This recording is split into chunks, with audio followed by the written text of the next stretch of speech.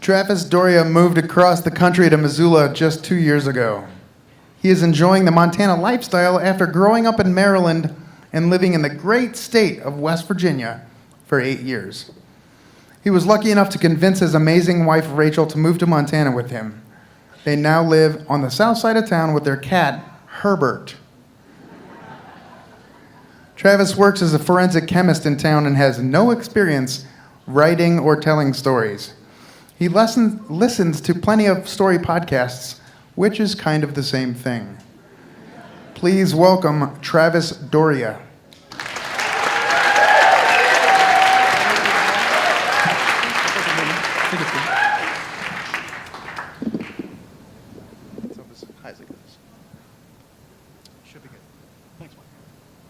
Hey there, Missoula. So I was standing in the back of my high school jazz band class with the rest of the trumpets, and the band director looks up at me and says, "Travis, this Friday, to start the pep rally, you are going to play taps." So just 2 days previously, the audiovisual technician at the school was setting up some lights in the auditorium before church that Sunday, and he had fallen from the balcony and unfortunately passed away. They had found him there that Sunday morning. It was a big tragedy for the school.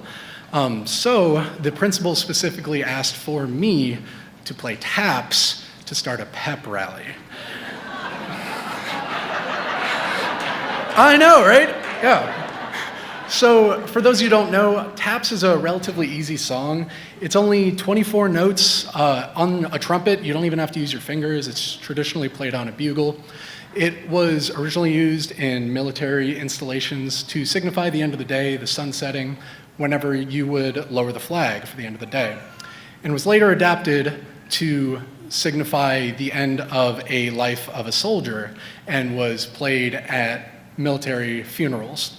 So there's a lot of weight behind this song, and 18-year-old awkward me was destined to do it, I guess. The band director smartly told me, you're gonna do this on Friday, and I said, oh, yeah, I could definitely do that. That's not a problem, don't worry about it. And he smartly said, okay, play it for us right now.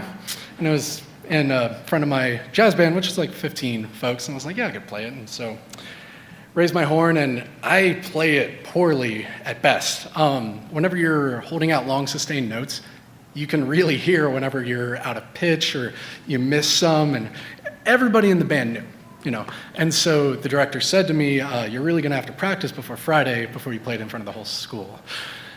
And I would have liked to say I practiced more, but I was a senior in high school and there's other things going on. So that was on Tuesday, and maybe Wednesday I played video games and did some homework, and Thursday I might have practiced a little, but, hang out with friends.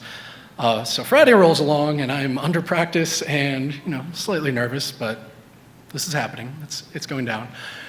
So for pep rallies, I think it was the homecoming game, they generally let everybody else out the last 2 periods for class. So everybody's in a great mood, and my entire school is filtering out into our huge bleachers. We just got, a year or 2 before that, these huge 3-story bleachers. And just as a reference, my home county in Maryland that I grew up in has the same population as the state of Montana. Yeah. So there's over 2,000 plus students there that day. And it's Friday, everyone's excited. I'm excited about the football game, so everyone's feeling jubilant and sitting in the stands, and I'm standing on the sideline with my trumpet and warming up and standing with the band director, and he's like, all right, you're gonna walk out whenever they call you, and which I don't know when that's gonna be. So, the MC comes on for the pep rally and gets everyone ready, and they're like, who's ready for the homecoming game tonight? And everyone's like, yeah, woo! We're gonna beat Northwest tonight. And everyone's like, yeah, woo! And he goes, and now to honor the memory of John Horvat, here is Travis Doria to play taps. And everyone goes dead silent. And I had no idea it was coming, so there's nothing I can do at that point. It's happening, so I take my trumpet and I walk out the 20-yard line. I walk past the big 2 and 0 up to the hash mark, turn around and point my bell towards the center of the bleachers. And people later asked me if I was nervous going up there, and it wasn't really nerves, but I knew this was going to happen and I had to do it, so whether or not it went well, it was happening. I was here. So I take my bell, look at my entire student body, point it towards the center of the crowd. Da da da da da da da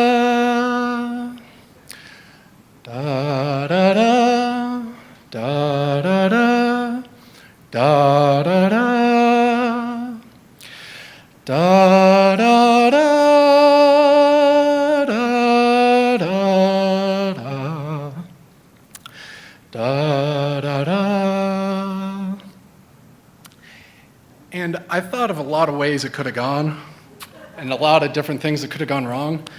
But the one thing I didn't consider is that after playing a solo by myself in the middle of the field in front of all these people, is that nobody claps.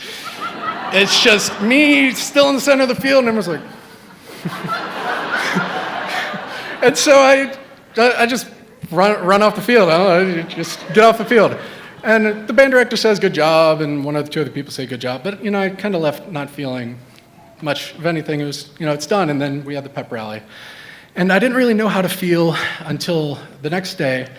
I got to my English class, and I was greeted at the door by my English professor, and he profusely thanked me. He said, "Oh, Travis, thank you so much for doing that yesterday. That was so great, and I'm so glad you did that. That was so great for Mr. Herbert. Thank you, thank you." And so I felt awkward for that because I had kind of taken myself out of that and stopped thinking of it. And so I felt awkward, and I was like, okay, I just want to go sit. And so I sat in my chair, and then whenever the bell rings and everybody's there, he then forces the entire class to applaud for me. They're like, "Oh, tell Travis how good of a job he did," yeah. And so I just sink in my chair and want to disappear and just felt awkward about the situation. But what I didn't realize is that it took me several years to realize is that the whole playing of taps and that whole story isn't really about me and what I did. It was about a tragic loss that we as a school we lost our audiovisual technician, John Horvad, who is a member of the community. He made sure that the gears of the school always turned well with his prowess. And large showings of grief are rare.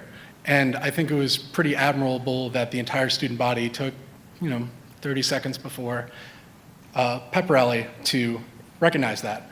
So with that, the story is for him. Thank you all.